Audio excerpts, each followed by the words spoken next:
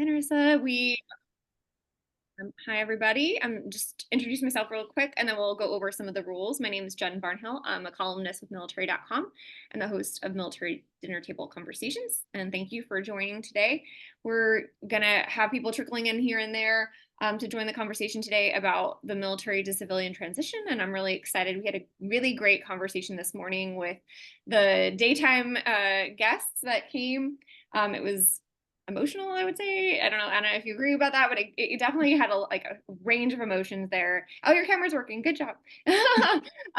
So how this works is I'm going to introduce our guest, which is Anna Larson. She's going to introduce herself and kind of talk about her work. She works in the transition space and especially interested in resources, and she can answer any questions that might come up throughout the conversation. And kind of in the past, we've had a lot of misconceptions, and our guests are here to kind of dispel some of those misconceptions and maybe add some facts into the conversation. From there, we're going to start on poll questions to kind of just gauge the room and see where everyone's coming from, what perspective you bring to the table. And then, so to your point, MJ, at that point, we'll start asking people to come off of mute to share and expound on whatever that poll question was. So if the poll question is asking you about your experience, you can either approach it from a, hey, I'm already transitioned perspective, or hey, as I approach the transition, this is my experience. And you can share if you want to share your a little backstory there, you're welcome to do that. I don't want to put anyone on the spot if they don't want to. Again, it's kind of you lead this conversation. The poll questions kind of help facilitate, but then we'll just take it from there. And like I said, I fully anticipate people trickling in, but if not, it will be a really intimate conversation and we'll have a really good time kind of getting to the bottom of everyone's experiences. So all that said, I'm going to pass it over to Anna to introduce herself, share a little bit about what she's working on. Thank you, Jen, for inviting me here again this evening. I'm super excited for a second conversation today about this and to hear even more perspectives on the transition process. So I am Anna Larson. I'm a military spouse transition expert. Did you even know that there was such a thing? Welcome, it's me. Yes, so the reason that I am working in this space, my spouse transitioned out of active duty military service after 24 years of the Army in 2021, April 1st, in fact. So that was fun because that was smack in the middle of COVID. And let's just say COVID caused some massive non-traditional transition challenges. But on top of that, what I discovered not too long after that is that it wasn't just COVID, that these challenges I was hearing over and over and over and over again from military spouses. And I had struggled so much during that time period. In my head, I just went, there is a better way to do this. I know that there is. And from that, I started doing live streams about resources, and that has grown and blossomed into a full website, and I launched about a month ago, so it's still a little bit in its infancy. But my goal with MilSpouse Transition is to start to gather those resources that really are truly specific to the military spouse experience, that really offer something of value. And I go above and beyond just the career conversation, which is incredibly important, but also not the only conversation that we need to be having about transition. And so I target military spouses that are, anywhere from 5 years out, kind of when they need to start to really kind of dig in, all the way to I've been out for 5 years and I still don't feel good about where I'm at or how this happened. I don't know what I'm doing. So that's who I am. That's kind of what I do. And I am excited to be here to talk all things transition because it's my passion.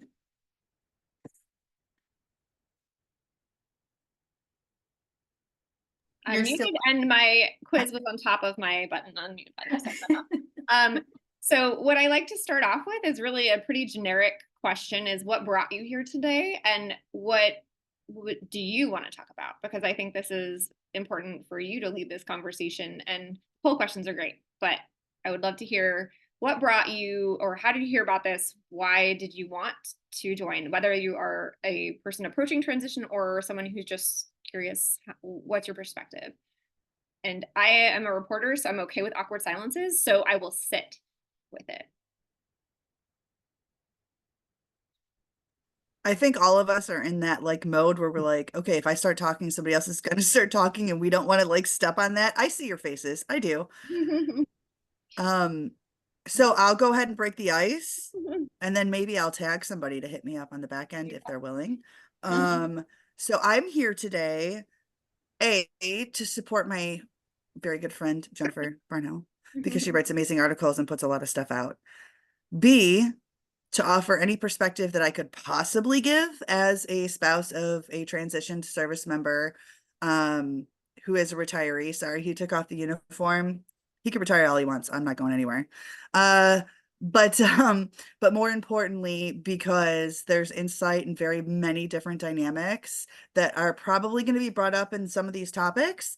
And if there's anything I could A, offer or B, glean from it, I am here for it, basically. One of the questions that I didn't put in a poll question, but how would you, MJ, since you're, kind of sharing that you did transition, how would you kind of characterize your transition? Did it go smoothly? Was there any hiccups? Can you share a little bit about that? And if you don't want to, you don't have to, but Nope. I'm curious. No, it's okay. I'm going to be completely open, honest, and vulnerable as to like prepare and manage expectations for anybody who's coming after me. Marine Corps spouse for 20 plus years, right? Husband retired in 2019, like the startup, like well, December 31st, 2018 was his I'm out date. And, honestly, I've served in positions where I've been the one to educate veterans, transitioning service members on their VA benefits. For example, I worked as a VA benefits advisor at a Joint Base Anacostia Bowling here in DC, and I knew what we were up against. And the more I learned and the more I was educated on it by the VA, the more I got scared for my own self and my own family. And so, just really pushing that to my husband, I'm sorry, he's not going to listen to me. Being the person who's dealt with the logistics for 95% of the time throughout 20 plus years of the Marine Corps, and then it's being handed over to somebody who doesn't ordinarily pay attention to the details because MJ's got it on lock, was a bit of a hard point. So bringing forth that issue of, okay, so now we have taxes where we didn't have before. Our income is decreased until you get a disability rating, which I'm sure we'll cover later. Waiting for that. Our financial situation was very uncertain. So for me, the biggest fear, and it could be all in MJ's head, at that time, my fear was the financial situation, right? And so that was my biggest crux. That's the thing I paid the most attention to and the thing that kept me up at night. Thanks for sharing. Anyone else want to come off and share a little bit about your situation or what brought you here? Marissa? I'll share. I saw, Jennifer, your post on LinkedIn, and I was interested in joining because my husband is retiring this year. He's kind of had a kooky career as well. We've been abroad in 4 different countries. So we moved back to the States a year and a half ago. And the transition was, we knew he was coming when we were coming back to the States, that he was looking to retire out of here. We're in DC also. And the things that I've been dealing with is because we were abroad for so long, I had to teach both of our college age kids how to drive. So my husband and I were geographically separated for a little bit because they were going to school up in Maryland and he lived in Virginia by the Pentagon. And I've now moved into the apartment here in Virginia, but now is the uncertainty of right now he's putting out resumes and interviewing. I was lucky enough, I got a fellowship with Dog Tag. So I'm going through that now, the entrepreneurship fellowship with them. When I'm done with that, I'm hoping to get a job. I'm an artist, so I'm looking for something creative. And it seems like there's a good bit of that here in the DC area, but just the unknown of what his, what's the word? disability percentage. That's going to affect what state we live in because of the different benefits. Right now, my car's hanging out in Maryland and his car's here in Virginia, and we're both looking for jobs.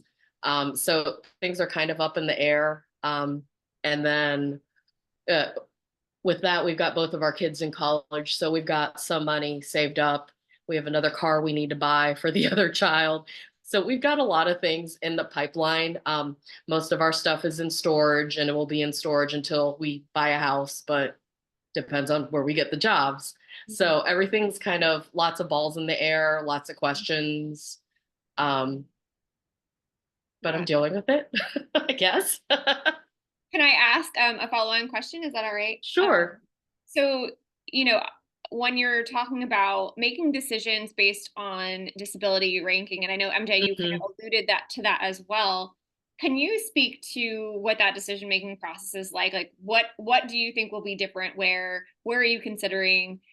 This is a fully like newbie here, and so I am wanting to learn from you all. Like, where have you gone in this process? How did you access the information you're accessing? Like, who told you that kind of stuff? Because I think that this is new to me, and as a person who's not yet as close, and I wouldn't even know where to go. I wouldn't even know that that's a thing. So can you tell me how you realize, oh, I have to be considering this. This is something I need to make a decision based on.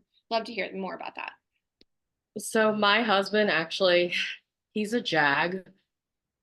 And so he knows what he's doing, and he knows where he's going with things like that, where I've seen in the Air Force where younger members do not. So he was actually the one that brought that up to me, because in all honesty, I had no idea how many members retire and how high the percentage is for disability, because there's so many of them that retire with such a high percentage for disability. I mean, it was eye-opening when my husband started talking to me about it.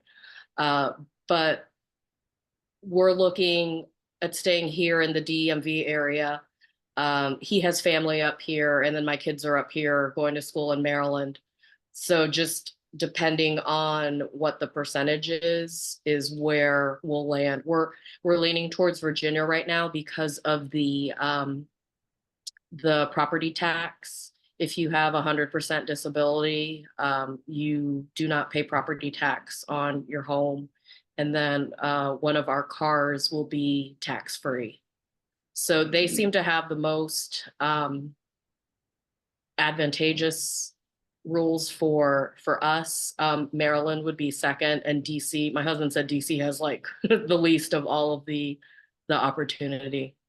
And may I ask, when in the process do you anticipate getting that rating? Do you anticipate that prior to detaching? Or I know things can change after, right? Like, right. But when do you anticipate that?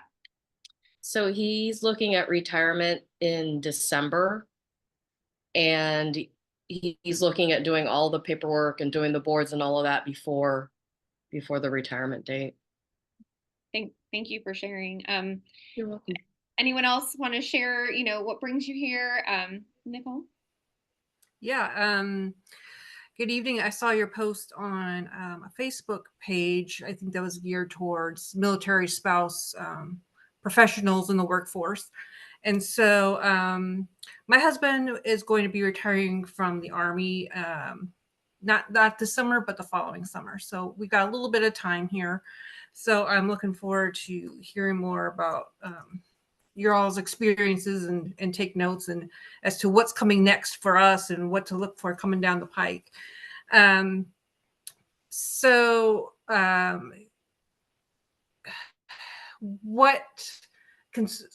know if concerned is the word. I feel like financially we're pretty well set. We're working with a financial planner, someone who's also a veteran, understands the whole process and can help us understand what we need to prepare for in those months where you're in limbo between getting your final paycheck and retirement pay and VA benefits. I'm pretty fortunate in that my job is I work remotely. And so wherever we move to, I think my job will be stable. And so my husband works in healthcare, so he understands the VA stuff much better than I ever will. And it should be pretty open job market for him once he does transition out. But for me, I guess my biggest worry is just finding that place where we can feel connected. And at this point, we can go anywhere. Once he's out. So it's just like finding that place that is the good fit for us for employment for him, but also for kiddos and being able to help them transition as well. Finding schools where they're fit in well, transition from DoDEA schools to non-DoDEA schools. Just all those things are kind of weighing on my mind. Yeah, no, absolutely. There's a lot to this conversation. I did ask in a poll question that's still live about a transition assistance class, and it seems like there's about 50-50. Some people have, some people haven't. Would love to hear from anyone who has attended what they thought. I don't know who that would be, but if you don't mind sharing what that experience was like, or if you're planning on it. I'll tell you, mainly because I taught those classes, right? Like, I mean, okay, so like that aside, I don't work for that, so there's no plug here, right? I did that while I was still an active duty spouse, which was a weird dynamic because knowing the things that I knew, I was like, why? At some points. The one thing that I noticed when I would teach on the teacher side, like when I would teach these classes, number one, we went on the last day. We went on Friday, all 8 hours. Okay. And the reason they held us on Friday was because if we held it on a Monday, nobody else would come for anything else. Everybody wanted to know about their VA benefits, about the education benefits, VA home loan, their VA disability compensation issues, right? And so nobody would come on that point. Very legitimately, the classes were packed with the service members, right, who were allotted. And it's only if there's room for spouses to attend, right? Like space availability. We love that space A. And the problem with that is, again, that vast majority of the time, we're the ones holding down the home front, right? And we are the ones that deal with that logistics, right? The details, the minute things that impact our whole life. And by us not being able to be present for that information, we are being forced to, again, rely on our service members to come home and bring that information and, well, at least brief us on it, if that's what you want to call it. And we all know what that looks like. And so, and that's not like a dig at our service members, right? They got a lot of other things. They pass us on what they can. We dive down the rabbit hole on the back end for whatever else comes next. But the one thing that I would say is there was maybe out of the year and a half that I was there, two spouses. There was enough for 2 spouses to attend those classes. Let me tell you, they brought it. They brought the questions, and I'm so glad they did, because when they did, I saw every single service member in that room scribbling away on their notes that I knew if they had a spouse, they were bringing home to them and being like, and of course we always offered up, hey, here's our email, here's our number, get with us, we can do a one-on-one appointment, and it's easier at that local micro level. But 2 out of the year and a half's worth of classes every Friday was way below par. And I think a contributing factor. As a spouse, yeah, I'm sorry, I did attend my husband's, at least the VA day, which a colleague actually was teaching, said the same information that I do, maybe not perhaps in the same manner in which they should have, because everybody's got a different delivery method. But what I do know is I forced myself into that spouse mindset when I went in there. cleared the slate and said, okay, this is the information that I'm receiving as the person who is going to be impacted by the person who's transitioning. And they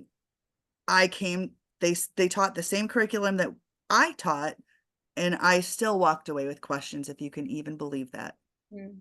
So this is a question for you, MJ, but everyone, like it doesn't have to be you first either, MJ.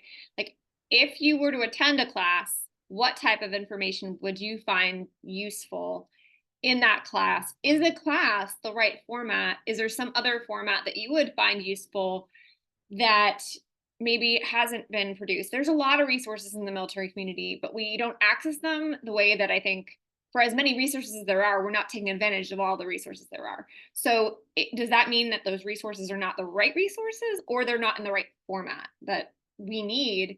In the last conversation, it came up like, we don't even necessarily know what we need. And that also was one of your responses, as far as, I don't know what I don't know kind of thing. Is that where you're at? Like, what would, Narissa, feel free to jump in. Go for it. I happened to go to in-person Amplify last year that HOH puts on, and that was really great just to get a lay of the land.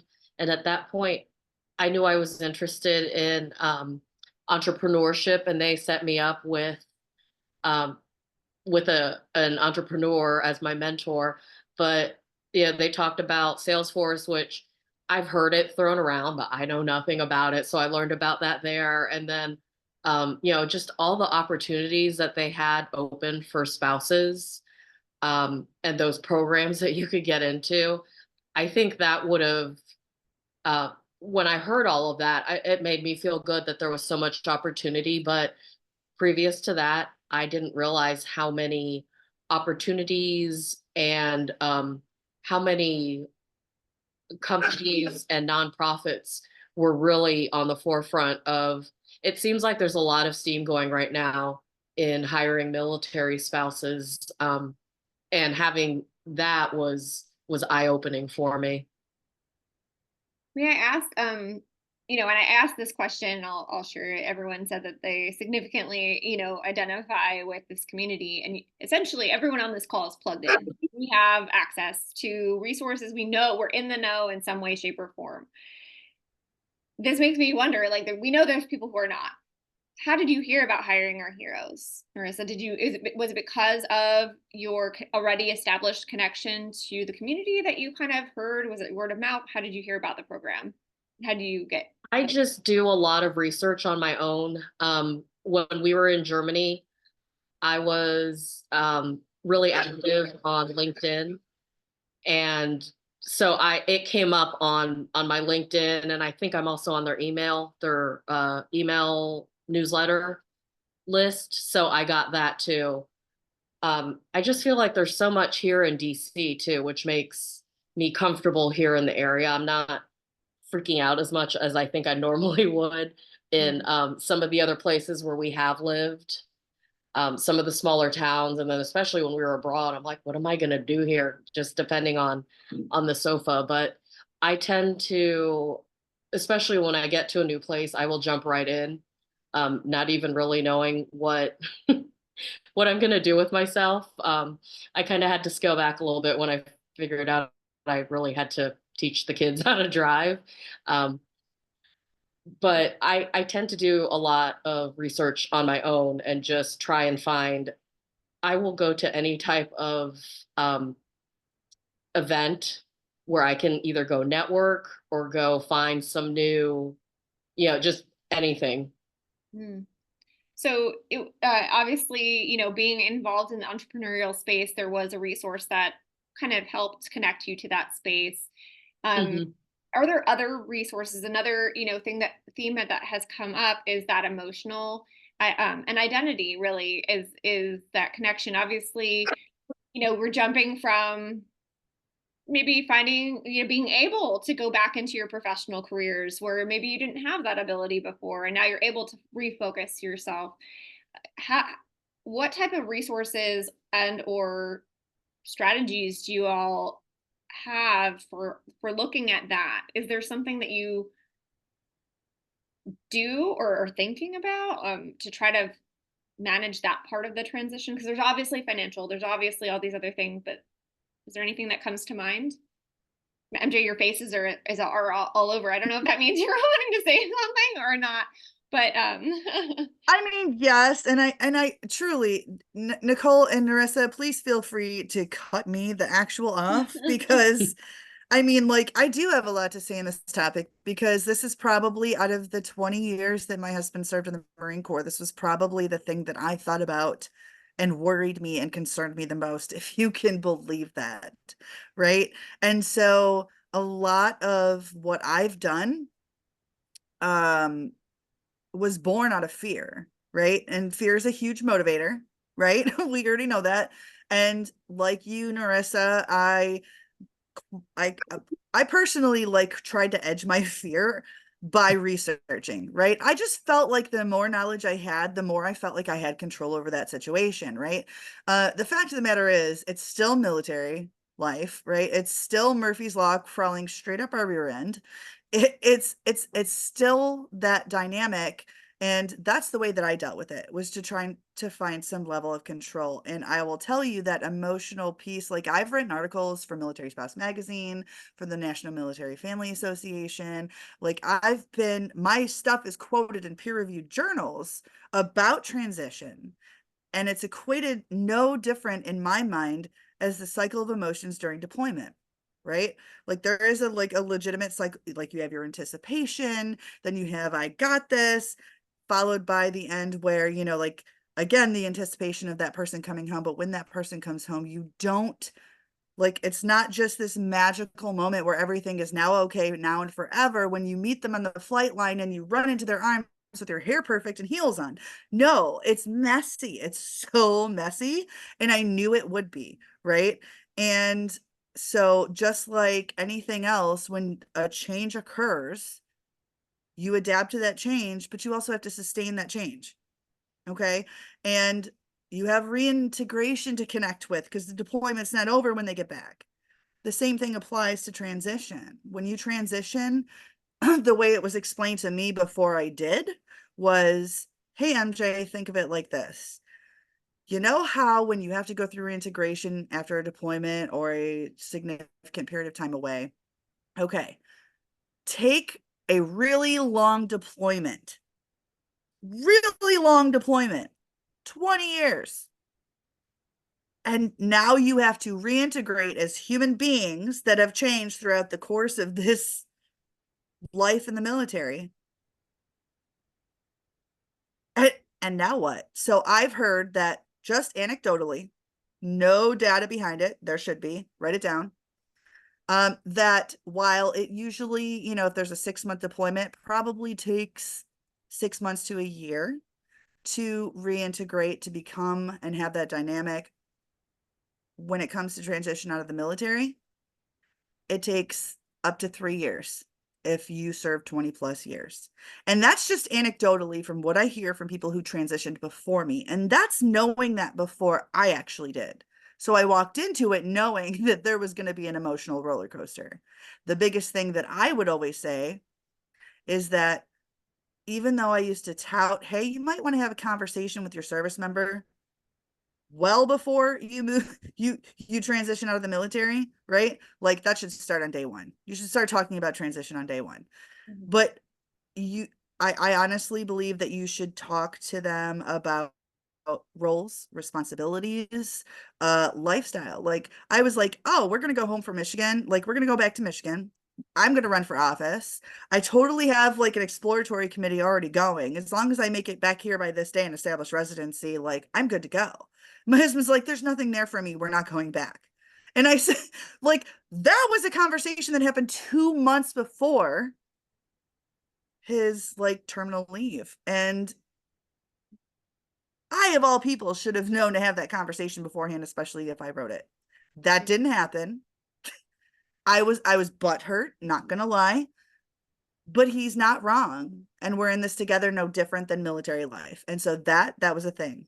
That was definitely a thing. So sorry, I'm gonna stop now. No, you're fine. I think that that's legitimate, kind of related to the question that I put in the poll about like the switching of roles necessarily. I think that something that came up and I'll pass it to you, but something came up in the first session was this idea that like we're told we get to have a turn when they transition. We get to have be the leader in our careers, and that's kind of a bill of goods that we were not sold in like a negative way. It's just like, this is true for some people, and it might be true, but it may not be true. And so I think that's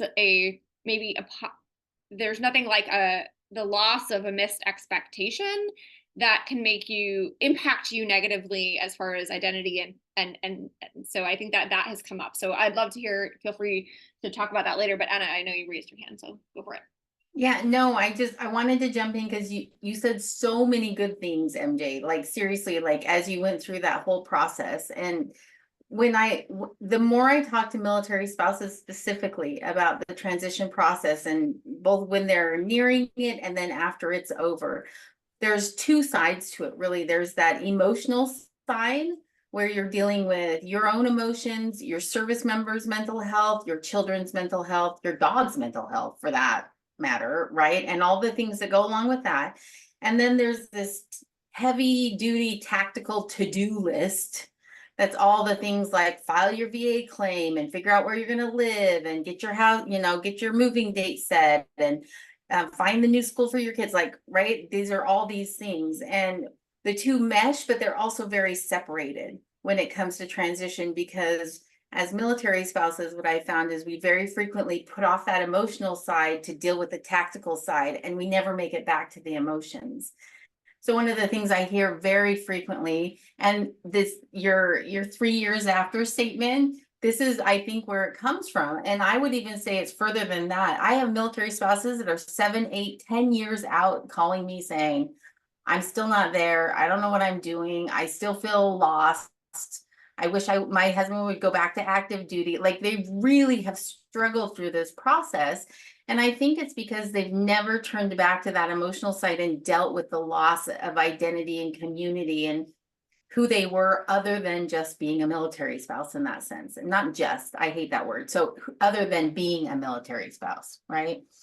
The other part that I would say is for the transition classes, I wanted to really quick just backtrack to that.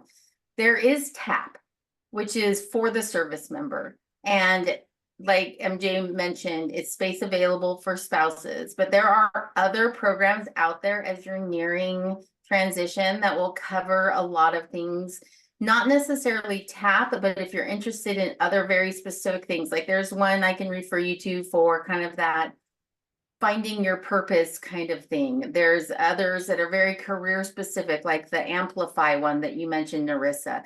And as I'm gathering these resources, what I'm looking for is things specific to military spouse, because another thing that you're going to find, and you have to kind of put it in perspective, is it's created for the veteran. Then we're invited to attend and take from it what we can, right? So it's not necessarily specifically for the military spouse, and you'll run into that a lot, and that can get incredibly frustrating. So anyway, those are my 2 cents on kind of where we were going, but I'm loving this conversation and kind of your thoughts on like all the things. Yeah, I know we started off, and just to reiterate that original question, was talking about how are you approaching the transition as far as those two dynamics. Maybe more specifically, the question could be, obviously there's the logistical. Are you able to focus on the other side of it? I know in the chat, Marissa, you said that you're able to kind of like take charge in the career. Is that something you discussed together? Is that something that kind of just happened? Like, I think that's something, I think our partners want that to be true. We want the best in theory, the best for our partners. And that's why military spouses step up in many ways to help their service members. But is that a conversation you had? How do you approach the dual emotional side and that tactical side that Anna was talking about? We did talk about it together. I'm lucky in that my spouse is very supportive about things that I've wanted to do, and has supported me, whenever we were whatever country and could do what I could. So we have been talking about what life is going to look like for the two of us, for the four of us, including our kids, and what it's going to look like after retirement. So I'm lucky in that aspect that we have been conversing about it. And my husband is the planner. He takes care of the budget and the money. I am not a numbers person, so we talk about that stuff together, but I'm like, I would really rather not deal with, with doing that. Yeah. But we make a lot of all of our decisions together. That's awesome. I mean, obviously everyone's circumstances are different, which is why the transition is really hard for people, because you maybe military spouses have to take a backseat with career, and it's starting from square one, and that isn't a feasible solution if you're starting off from square one where you're now the primary breadwinner of the family, and that might not be a feasible solution. And so I think that as we approach these conversations, I hope to kind of get an idea of different experiences too, because I think that sounds like things are going smooth. Would you characterize that as so far as you're you looks like you've laid things out pretty well? You're having the conversations, you're doing the things, right? Does it feel like it's going well and smoothly for you? It does. I think for me, it's just the unknown part. And looking at my, having a second career, or it's actually been a good, it's been a good experience for me, because I feel like I kind of feel lucky, because I feel like I'm starting, a new leaf, getting a second chance, and I'm really getting to do something that I'm passionate about. So it's been it's been overall a good experience for me. It's just finding those parts and where they're going to fit in, and I know it'll happen because it always does.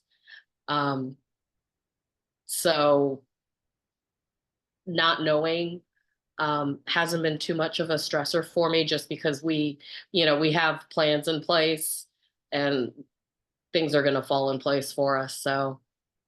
Yeah. Thank you. Nicole, would you characterize any of your concerns as, do you have a triage of how you approach things? Is it tactical first? Is it, kind of all of it at once? How do you kind of approach these family discussions and dealing with all of this?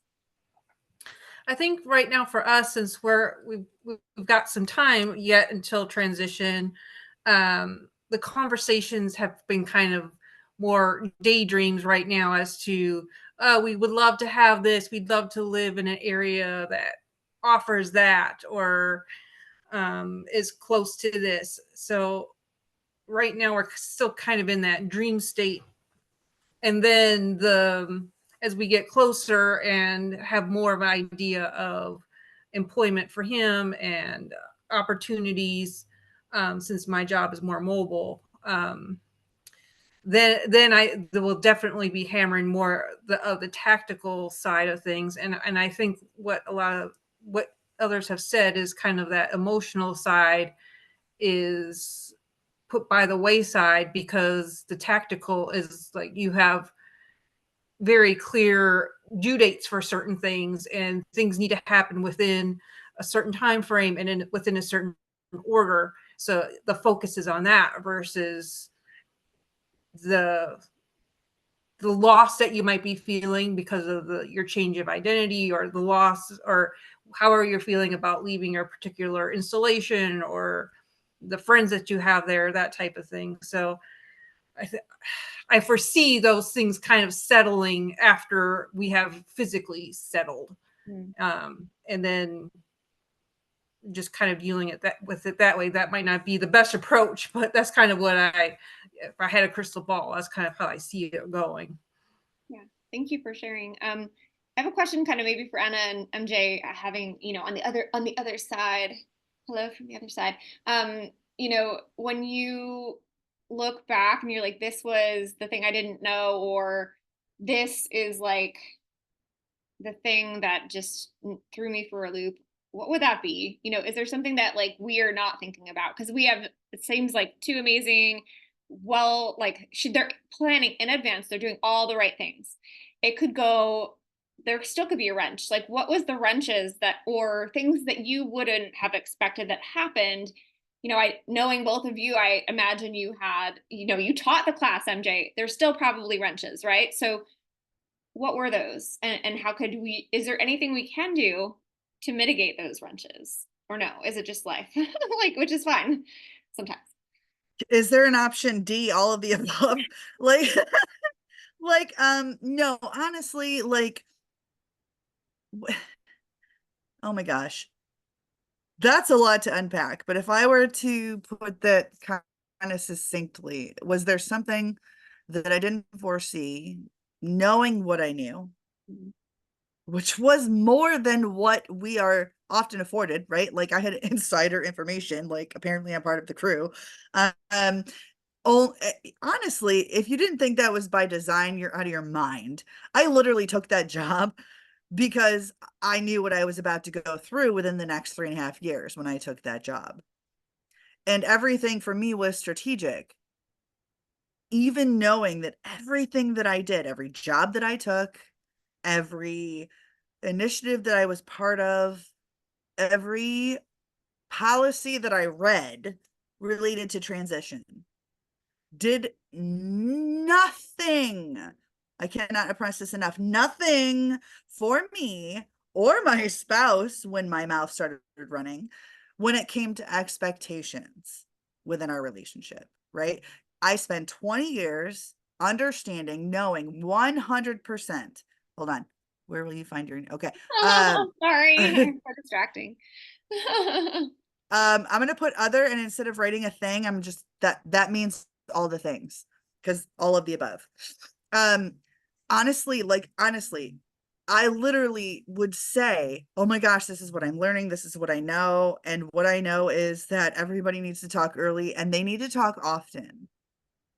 And the part that I was missing wasn't necessarily talking early. It was talking often. Because obviously we know things change. In military life, something changes. We have a contingency plan. We go to execute that contingency plan because, you know, the thing changed. And then it changes again, and then again, and then again. So their return from deployment isn't 5 p.m. on a Saturday. It's 2 a.m. on a Monday. So where you did have your hair done when you were walking on the flight line and ready to welcome your service member back from deployment, you are now wearing a bun and you have kids in the car with a box of pizza that is cold. And you're like, get in the car. They need to get to bed. They got school tomorrow. Let's do this. Come on, run it. Right. So totally different change of plans, but that happens again and again and again, literally again and again and again. And so in my mind, if I don't expect change is going to slap me in the face. And that doesn't mean I need to plan for the contingency. It just means that I need to expect that change in plans, that change in financial certainty, that change in a career, that change in, hey, maybe we have a discussion because maybe you thought that we should stay here, but maybe I don't. Maybe that means, oh my gosh, I'm going to be making double what you would ever make here, back home, and that would compensate for whatever's not there for you, right? Like that whole conversation, you cannot account for every possible scenario that could enter your lives, every opportunity. You're separate beings, you have separate opportunities. Unless you communicate about that thing often, then you are never going to be on the same page. So it's not just about communicating early. It's about communicating often. And that's my thing. By the way, my husband's not a total jerk. He actually, when he said, yeah, we're not going back home, you're not going to run for office, and it's not because I don't believe in you, it's because you could do the same thing here in a different capacity, and let's talk about that. So he actually had the maturity level to do that and, like, you know, talk me off the ledge from kicking his butt when I said that. And not everybody has that. So talking early and often, in my opinion, is key. And that was my biggest mistake, not doing sooner. Yeah. Sorry. I would say for me, for your question, there were two things that kind of sideswiped me and were my big ones. The first one, I've already mentioned a little bit, but it really was not anticipating the sense of grief I was going to feel at that transition moment. And it was literally the day he went to get his DD 214. Remember, it's COVID, right? There's no ceremony. There's no hip hip hurrah, we're done with the military. He put a COVID mask on over his beard that he'd grown out and went into the office and got 2 manila envelopes, one for me, one for him, and we were done. And when he walked out the door that moment, I was like, wait, I'm not ready for this. Wait, I don't have answers to this, this, and this. Wait. And it was a moment that literally just, I fell apart a little bit. And it shocked me because I am usually very in control. I felt very prepared. I thought I had like worked on everything. And what I've realized now after the fact is that I was very prepared for him to transition out of active duty. I was not prepared for me to transition out of active duty. And I spent so much time working on what he needed that I'd forgotten to include myself in the conversations. It was always about what he needed to get done, what he needed to do at the VA. How was he feeling about this? And it was not about us as a partnership. That was the first one. The second thing that shocked me, we had this big plan, he was getting this job, we had some connection, anyways, all these things. And when he started to go through the VA process, it opened up, that's the best way to say it. It opened up some mental health concerns, not concerns, that's not the way I would, basically it opened up this whole big can of worms that he had put away in locked containers and did not ever deal with. And this was through his entire military career, and talking to those VA doctors started to spread open these conversations that he hadn't ever thought he was ever going to have. And the reason he had to have those, and Marissa, this speaks directly to what you were talking about, is he had to have them because if you're going to get 100%, or if you're going to get a high disability rating, you got to share what you got to share about your experiences and what you've been through and whatnot. And there are a lot of service members that are not prepared for the emotional impact that is going to have. And then the repercussions of the emotional impact that's going to have when you do get that disability rating and the VA requirements that come along with it. That, and then a couple of other medical things that happened, like just physical medical things that happened during his last deployment, which ended a year before he retired, ended up delaying any opportunity for him to get a full-time job. And for us, that was kind of like, whoa, we are pivoting and I'm not quite sure what to do here. And this changes all of our financial plans, and it changes all of our, like, are we moving or not moving plans? It literally changed everything. I had no clue that was going to happen. I had no idea that was coming. He had no idea that was coming until he started making those VA appointments. And his VA stuff wasn't resolved for almost 18 months after his transition. And so this has been, he still even now is dealing with certain parts of the VA where his medical stuff is not set. We've been out for almost 3 full years now at this point. So those are the kinds of things where, you think it's going to go a little bit more smoothly than that, and then it doesn't. And I would just say, like, to this group, my experience is not unique. The more you talk to transitioning spouses, I mean, everyone has their own experience, but what MJ was saying as far as just preparing, having the conversations, give yourselves scenarios all across the board. Well, what if you don't get 100%? Then what are we doing? Well, what if you can't find a job in the first 6 months? What are we doing? And starting to walk through those potential, I'm going to use the word failures, but I don't consider them failures, just different than your dream life Different opportunities. doors open up, right? Yeah, but That's a great way to say it. I want to say failures because that sounds like we did something wrong. Nothing is done wrong. It is just the way it works, right? It's plan A through Z, which is our military life anyway.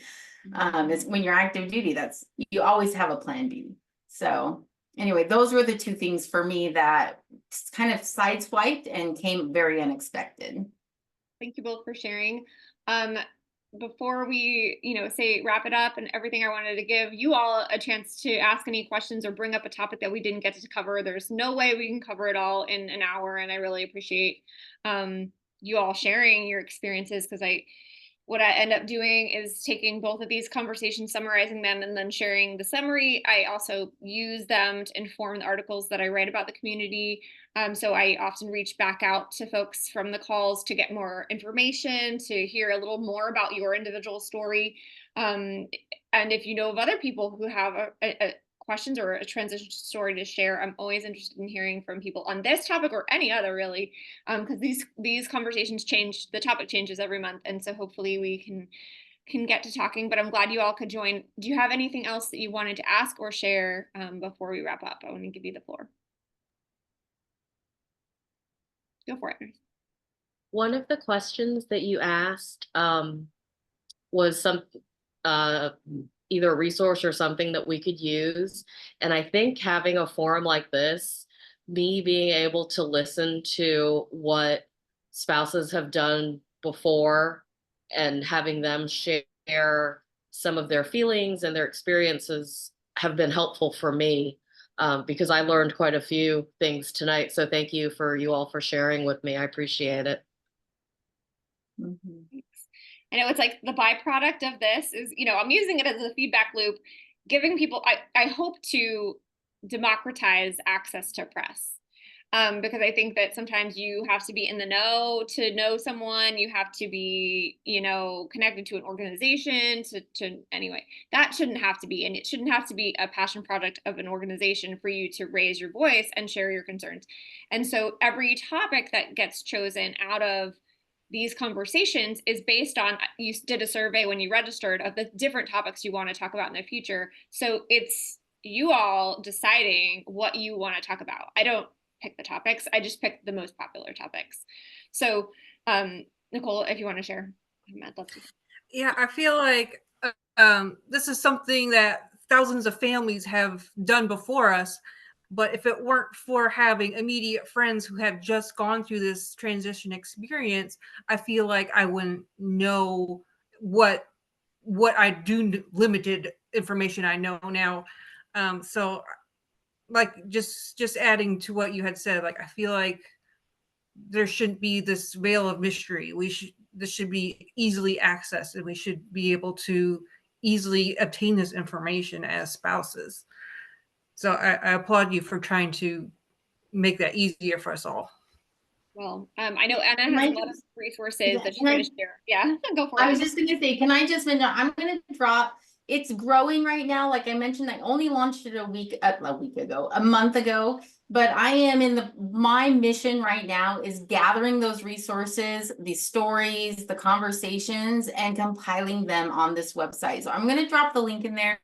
If we aren't connected on LinkedIn and you frequent LinkedIn, make sure that we get connected on LinkedIn. And I did put my my link in there because I that's where I say, hey, this is now available. Hey, this is now available. This is now available.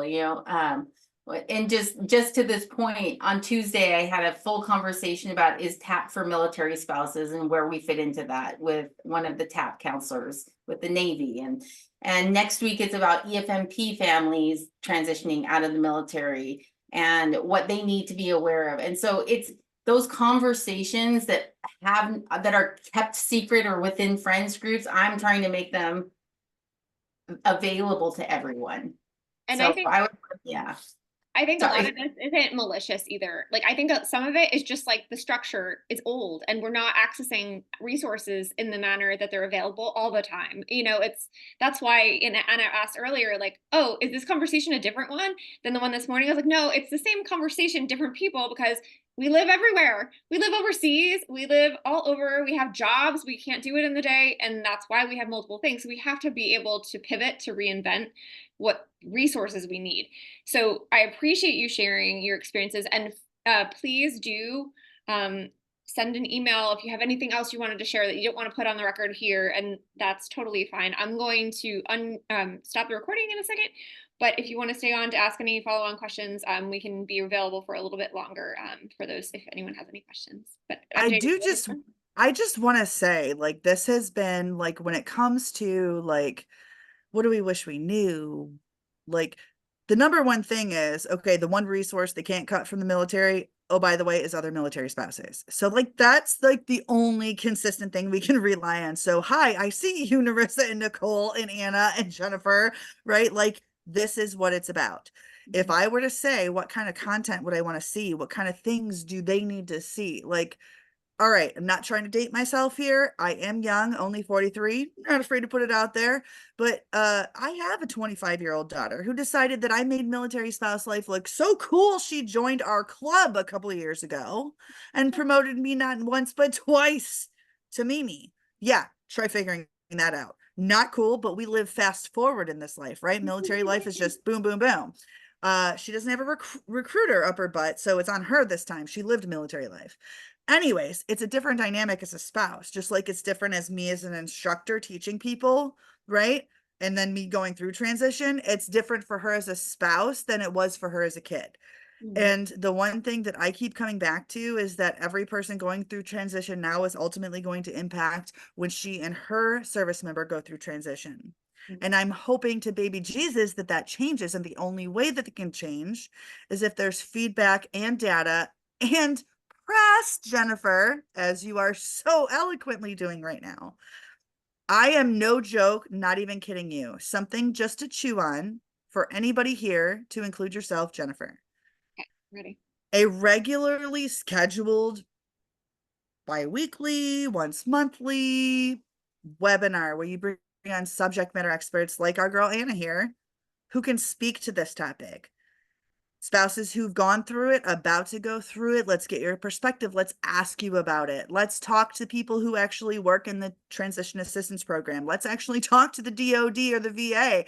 Come at me, bro. We're going to ask you some questions and they're not going to be softballs, right? Like things that we would ask because we are the ones handling the logistics. And so I'm just throwing that out there as an idea. I'm an idea fairy, not the one to execute. This is a good idea because I think, and I've noticed in my reporting, there are people who don't have voices within the community, and it surrounded around. Bleh. It is generally, the pattern is that they're too busy to organize. So it's EFMP was too busy to organize for quite a while. And so then now they're organized. Now they're changing policies there. There's another one is people who are recruited into the military. If they're rejected, there's no one tracking that. They're just like, oh, we'll move on. I didn't make it in. I move on. Same for the transition. And well, Gold Star family members also. And then the transition too. Once you leave and you're no longer there, there's not a natural connection. So your idea is a fabulous one. I'm going to point to Anna because she's the one who's making transition resources, but I would support that. Yeah. As a guest. I will tell you it is in the works.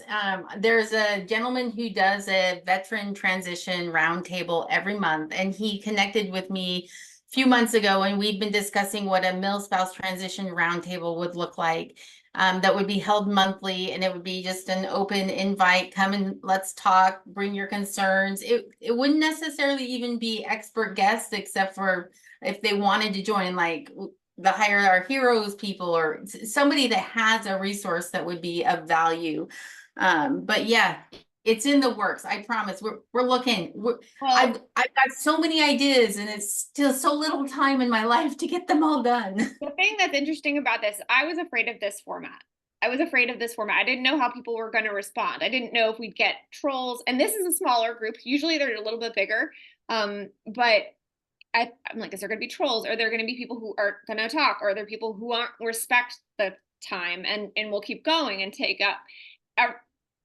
this is not surprising, but military spouses are exceptional and they're respectful of each other and want to get it done. They want to fix whatever they're here to talk about. They're here to share their story and to fix whatever problem they're dealing with and share their story. So I think that whatever you end up doing, Anna, will end up being really beneficial and a resource for families, because I think that we're in it to address a problem and move on. Like, we're not here to just complain without solution. I think that that is a perception. That's a misperception. I think there's a lot of people who come at it with sadness or brokenness, and then that maybe in that moment they feel that way, but moving on past that hurt, they're in it to fix it. They don't want to deal with it anymore. They want to move on. So anyway, Yeah. I'm going to stop the recording now. But thank you all for coming. If you have to hop off, that's fine. I know we're over a little bit, but thank you so much for joining. And thank you, Anna, for joining as well.